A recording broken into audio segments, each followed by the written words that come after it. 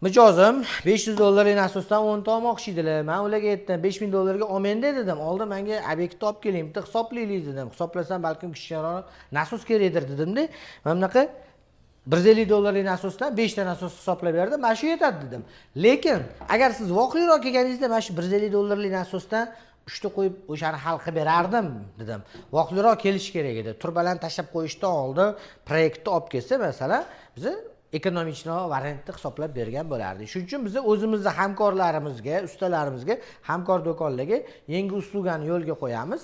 Agar proyektinglar bo'lsa, bizga aksiyometriyasini chizib olib kelsanglar, biz sizlarga nasoslarni hisoblab beramiz. Kerakligini ortiqcha rasxod qilmasdan hisoblab beramiz. Shunda mana shu holatga o'xshab 4000 dollar pul ekonom bo'ladi, xudo xolisa. Bu hali kichkina obyekt, katta obyektda juda katta pullar ekonom bo'ladi. Nasosni to'g'ri ishlaydi. Nasoslarning asosiy buzilishining birinchi sababi to'g'ri tanlangan nasos buziladi. To'g'ri tanlangan nasos hali buzilganini biz ko'rmadik. Agar pulingizni ekonom qilmoqchi bo'lsangiz, to'g'ri nasos tanlab qo'ymoqchi bo'lsangiz, bizga aloqaga chiqing.